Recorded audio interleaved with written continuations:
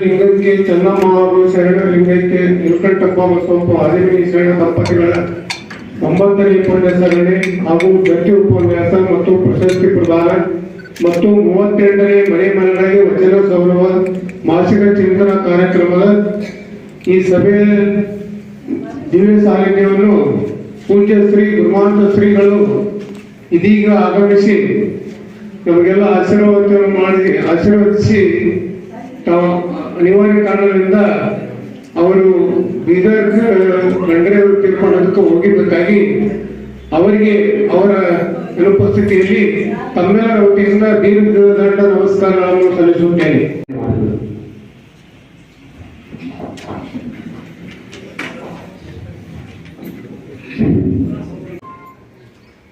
ಶಿಕ್ಷಕ ಎಂದಾಕ್ಷಣ ನಮ್ಮ ಕಣ್ಣು ಮುಂದೆ ಅನೇಕರು ಬರ್ತಾರೆ.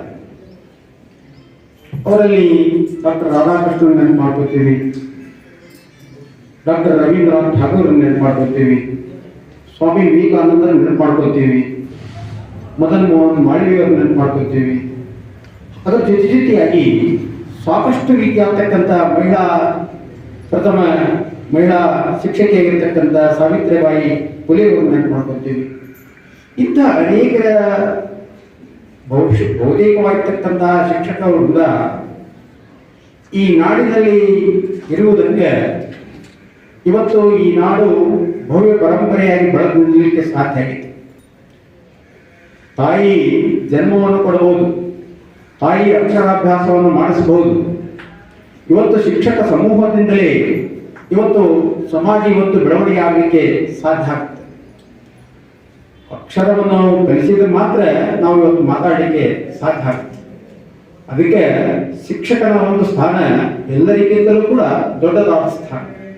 ಸರ್ನು ಕೂಡ ಈ ವೇದಿಕೆಗೆ ಪೂರ್ಣಮನದಿಂದ ಸ್ವಾಗತವನ್ನು ಕೋರ್ತಾ ಇದ್ದೇನೆ. ಓಂ ಶ್ರೀ ಗುರು ಬಸವಲಿಂಗಾಯ ನಮಃ. ಶಿಕ್ಷಕರಲ್ಲಿ ಬರ್ತಕ್ಕಂತಹ ಮೌಲ್ಯಗಳೇನಿದಾವಲ್ಲ, ಪರರ ಮಕ್ಕಳನ್ನ ನಮ್ಮ ಮಕ್ಕಳಂತೆ ಪ್ರೀತಿಸಿ ಬೋಧಿಸುವಂತಹ ಒಂದು ಕರ್ತವ್ಯವನ್ನ ಹಾದಿಮನಿ ಸರ್ ಅವರು ಮಾಡಿರ್ತಕ್ಕಂಥದ್ದನ್ನ ನಾವು ಇವತ್ತು ನಾನು ಸ್ವತಃ ಸಾಕ್ಷಿಯಾಗಿದ್ದೇನೆ. ಜೊತೆಗೆ ಒಂದ್ ದಿವಸ ನನಗೆ ಉಣ್ಣಿ ಭವಿ ಸರ್ ಅಂತ ಇದ್ರು, ನಮ್ಮ ಕ್ಲಾಸ್ ಟೀಚರ್ ಅವರೇ ಇದ್ರು. ನಾನು ನಮ್ಮ ಒಂದು ಅಭಿನಂದನಾ ಗ್ರಂಥದಲ್ಲಿಯೂ ಕೂಡ ಅದನ್ನ ಬರೆದಿದ್ದೇನೆ. ಒಂದ್ ದಿವಸ ನನಗೆ ಅವರು ಉಣ್ಣಿ ಭವಿ ಸರ್ ರಜೆಯಲ್ಲಿದ್ರು. ಅವತ್ತಿನ ದಿವಸ ನಮ್ಮನ್ನು ಕೂಡ ಹಾದಿಮನಿ ಸರ್ ಅವರ ಒಂದು ಕ್ಲಾಸ್ನಲ್ಲಿ ಕೂಡ್ಲಿಕ್ಕೆ ಹೇಳಿ ಹೋಗಿದ್ರು. ಅವತ್ತಿನ ದಿವಸ ಕೂತಿದ್ವಿ. ಸರ್ ಪಿರಿಯಡ್ ಅಂದ್ರೆ ಎಲ್ಲಿ ಹೊಡಿತಾರನಪ್ಪ, ತಪ್ಪು ಮಾಡಿದ್ರೆ ಡೆಫಿನೆಟ್ಲಿ ಏಟ್ ಬೀಳ್ತೈತಿ ಅನ್ನುವಂತಹ ಒಂದು ವಿದ್ಯಾರ್ಥಿಗಳ ಒಂದು ಪ್ರೀತಿ. ಅವತ್ತಿನ ದಿವಸ ಗಣಿತದಲ್ಲಿ ಎತ್ತಿದ ಕೈ, ಎಸ್ಪೆಷಲಿ ನಾವು ಗಣಿತಕ್ಕೆ ಸಂಬಂಧಪಟ್ಟಂತೆ ಹಾದಿಮನಿ ಸರ್ ಅವರ ಒಂದು ವಿಚಾರಗಳನ್ನ ನಾವು ನೋಡಿದಾಗ, ಗಣಿತದಲ್ಲಿ ಅಂಕಗಣಿತ, ಬೀಜಗಣಿತ ಮತ್ತು ರೇಖಾಗಣಿತಕ್ಕೆ ಸಂಬಂಧಪಟ್ಟಂತೆ ಅವರು ಬಹಳಷ್ಟು ವಿಷಯಗಳನ್ನ ಅರ್ಥೈಸ್ಕೊಂಡಿದ್ರು. ಹಾಗೆ ಅವತ್ತಿನ ದಿವಸ ನಮ್ಮ ಕ್ಲಾಸನ್ನು ಕೂಡ ಅವರು ಕ್ಲಾಸಿನ ಜೊತೆಗೆ ತಗೊಂಡಂತಹ ಸಂದರ್ಭದಲ್ಲಿ ಯಾರು ನಾನು ಕೇಳಿರ್ತಕ್ಕಂತಹ ಪ್ರಶ್ನೆಗಳಿಗೆ ಉತ್ತರಿಸ್ತೀರೋ ಅವರಿಗೆ ಮಾತ್ರ ಮಧ್ಯಾಹ್ನದ ಊಟಕ್ಕೆ ಬಿಡ್ತೀನಿ, ಇಲ್ಲಾಂದ್ರೆ ಬಿಡಲ್ಲ. ಎಲ್ರಿಗೂ ಕೇಳಿದ್ರು ಸರ್ ಗೊತ್ತಿಲ್ಲ. ನನ್ನ ಪಾಳೆ ಬಂತವತ್ತು. ನನ್ನ ಪಾಳೆ ಬಂದ ಕೂಡಲೇ ಎಲ್ಲೋ ಮಲ್ಲಿಕಾರ್ಜುನ್ ಅವ್ರು ಹೆಂಗಂದ್ರೆ ಹೆಸರುಗೊಂಡೇ ಕರೆಯೋರು. ಎದ್ದೆ ಆ ಮಗ್ಗಿ ಎಲ್ಲಿವರೆಗೂ ಬರ್ತವೆ ಸರ್? 30 ತನಕ ಬರ್ತಾವ. ಹಂಗಂದ್ರೆ 29 ಮಗ್ಗಿ ಹೇಳ್ದೆ. ಹೇಳಿದ ತಕ್ಷಣ ಅವತ್ತೇನು ಬೆಂಚ್ ಚಪ್ಪರಿಸಿದ್ರು ನನಗೆ. ಅದೊಂದೇನೋ ನನ್ನ ಒಂದು ಮನಸ್ಸಿನಲ್ಲಿ ಅವರು ಹಾಕಿಕೊಟ್ಟಿರ್ತಕ್ಕಂತಹ ದಾರಿ ದೀವಿಗೆ ಏನಿದೆ ಇವತ್ತು ನನ್ನನ್ನು ಈ ಸ್ಥಾನಕ್ಕೆ ಬಂದು ನಿಲ್ಲಿಸಿದೆ ಅಂತಂದ್ರೆ ಹಾದಿಮನಿ ಸರ್ ಅವರನ್ನ ನಾನು ಸ್ಮರಿಸಲಿಕ್ಕೆ ಸಾಧ್ಯ. ಇವತ್ತು ಪ್ರಶಸ್ತಿಗಳ ಸಂಖ್ಯೆ ಹೆಚ್ಚಾಗಿದೆ, ಮೊತ್ತ ಹೆಚ್ಚಾಗಿದೆ, ಮೌಲ್ಯ ಬಹಳ ಕುಸಿದಿದೆ. ಹೋದ ವರ್ಷ ಜಾನಪದ ವಿಶ್ವವಿದ್ಯಾಲಯದವರು ರಿಜಿಸ್ಟ್ರಾರು ವೈಸ್ ಚಾನ್ಸಲರ್ ಸಮ್ಮುಖದಲ್ಲಿ ನನಗೊಂದು ಮಾತು ಹೇಳಿದರು. ನೀವಿಷ್ಟೆಲ್ಲ ಕೆಲಸ ಮಾಡಿದಿರಿ,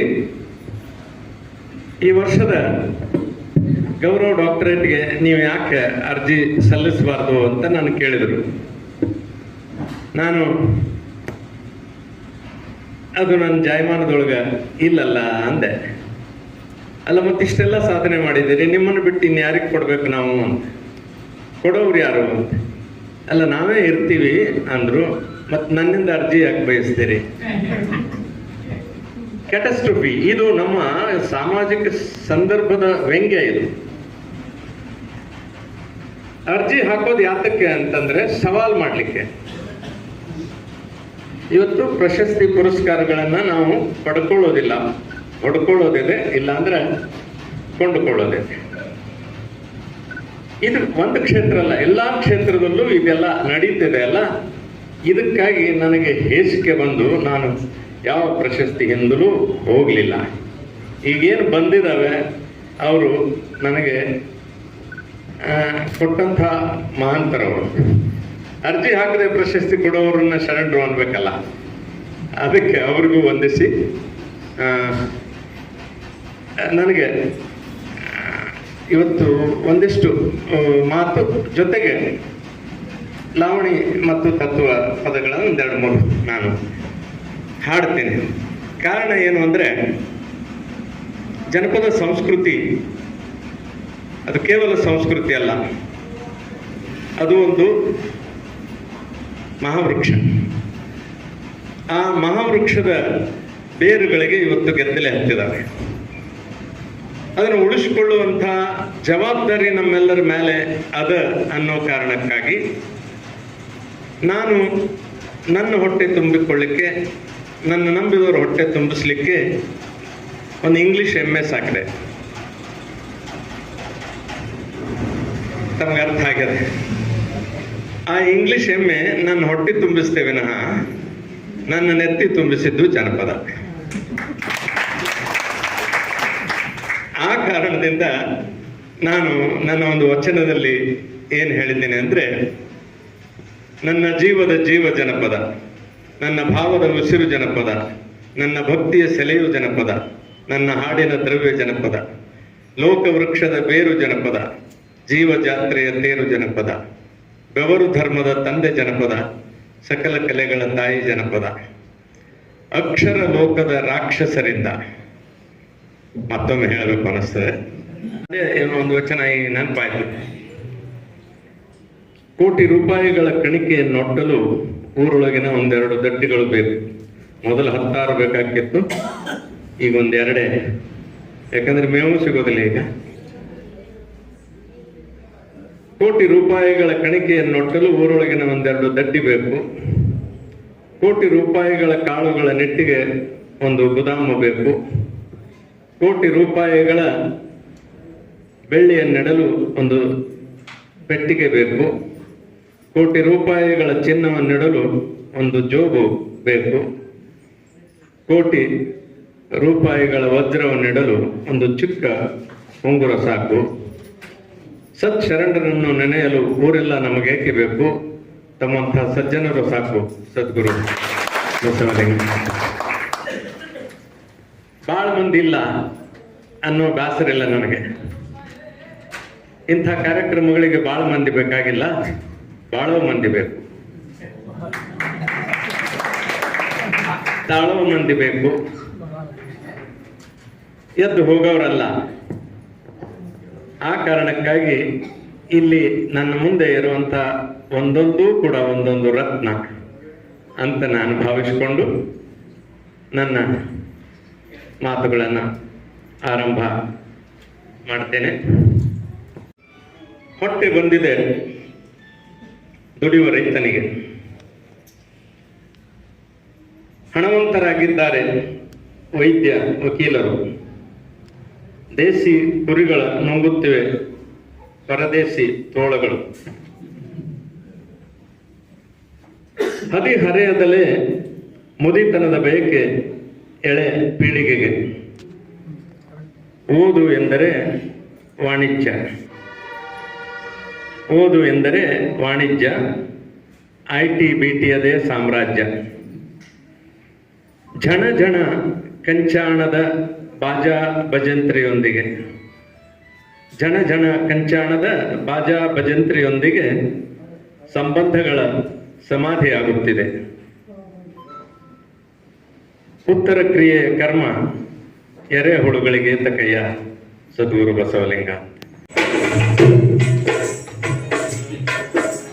ಶರಣನಂದರ ಯಾರು ಹೇಳರಿ, ಶರಣನಂದರ ಯಾರು ಹೇಳರಿ, ಕರುಣ ತೋರುವವನ, ಕರುಣ ತೋರುವವನ, ಬಾಡು ಬಳ್ಳಿಗೆ ಕರುಳಗಿಂಡಿಲೆ, ಬಾಡು ಬಳ್ಳಿಗೆ ಕರುಳಗಿಂಡಿಲೆ, ನೀರು ಹನಿಸುವವನ, ಇವನೇ ಸತ್ಯ ಶರಣ, ಇವನಿಲ್ಲ ನಿದ್ರೆ ಮರಣ. ಗೀಯಗ ಗಾಗಿಯಗ ಗೀಯಗ ಗಾಗಿಯಗ. ಲಿಂಗಾಯ ನಮಃ. ಓಂ ಶ್ರೀ ಗುರು ಬಸವ ಲಿಂಗಾಯ ನಮಃ. ಲಿಂಗಾಯ ನಮಃ. ಓಂ ಶ್ರೀ ಗುರು ಬಸವ ಲಿಂಗಾಯ ನಮಃ. ಆ ಮಾತೆಗೆ ಅಕ್ಷಿಸಿಕೊಂಡು ಬೆಳಗಲಿ ಅಂತಕ್ಕಂಥ ಇಚ್ಛೆ ನನ್ನದು. ಹಾಗಾಗಿ ನಮ್ಮ ಚಪ್ಪಾಳೆ ಅವರಿಗಿರಲಿ ಮಾತು ಹೇಳ್ತಾ ಶ್ರೀ ಗುರು ಬಸವಲಿಂಗಾಯ ನಮಃ. ಓಂ ಶ್ರೀ ಗುರು ಜಂಗಮವ ಕಂಡೆ, ಗುರುವಿನಿಂದ ಪಾದೋದಕವ ಕಂಡೆ, ಪ್ರಸಾದವ ಕಂಡೆ, ಗುರುವಿನಿಂದ ನನ್ನನ್ನ ಕಂಡೆ, ಚನ್ನಮಲ್ಲಿಕಾರ್ಜುನ ಎನ್ನುವ ಅಕ್ಕ ಮಹಾದೇವಿಯ ವಚನವನ್ನ ತಮ್ಮೆಲ್ಲರಲ್ಲಿ ಸ್ಮರಿಸಿಕೊಡುತ್ತಾ, ತಾಲೂಕಾ ಶರಣ ಸಾಹಿತ್ಯ ಪರಿಷತ್ತು, ಕದಳಿ ಮಹಿಳಾ ವೇದಿಕೆ, ಹುನಗುಂದ ಶರಣೆ ಲಿಂಗೈಕ್ಯ ಚೆನ್ನಮ್ಮ ಹಾಗೂ ಶರಣಲಿಂಗೈಕ್ಯ ನೀಲಕಂಠಪ್ಪ ಬಸವಪ್ಪ ಹಾದಿಮನಿ ಶರಣ ದಂಪತಿಗಳ 9ನೇ ಪುಣ್ಯ ಸ್ಮರಣೆ, ದತ್ತಿ ಉಪನ್ಯಾಸ ಹಾಗೂ ಪ್ರಶಸ್ತಿ ಪ್ರದಾನ ಸಮಾರಂಭದ ಈ ಒಂದು ಕಾರ್ಯಕ್ರಮದಲ್ಲಿ ಈಗೊಂದು ವಿಶೇಷ ಅಂತಕ್ಕಂಥ ಕಾರ್ಯಕ್ರಮವನ್ನು ನಡೆಸ್ತಾ ಇದ್ದು, ಈಗ ವಿದ್ವಾಂಸರು ಹೇಳಿದಂಗ ಒಬ್ಬ ಶಿಕ್ಷಕ ದೇವರಾಗಬಲ್ಲ ಅಂತಕ್ಕಂಥ ಮಾತನ್ನ ಅವರು ಹೇಳಿದರು. ಅದೇ ರೀತಿಯಾಗಿ ಒಂದು ಹೂವು ಹೇಗೆ ಅರಳುತ್ತ ಅಂತಂದ್ರೆ ಅದಕ್ಕೆ ಅರಳೋದಷ್ಟೇ ಗೊತ್ತು, ಅದು ಯಾರು ತನ್ನನ್ನ ಗಮನಿಸ್ಬೇಕಂತಾಗ್ಲಿ, ಅದರ ಸುಗಂಧವನ್ನ ಎಲ್ಲರೂ ಸವಿಬೇಕಂತಾಗ್ಲಿ ಅದು ಎಂದೂ ಅರಳೋದಿಲ್ಲ. ಕಾಯಕ ಮಾಡೋದಷ್ಟೇ ಅದರ ಕೆಲಸ. ಜೋರಾದ ಚಪ್ಪಾಳೆ.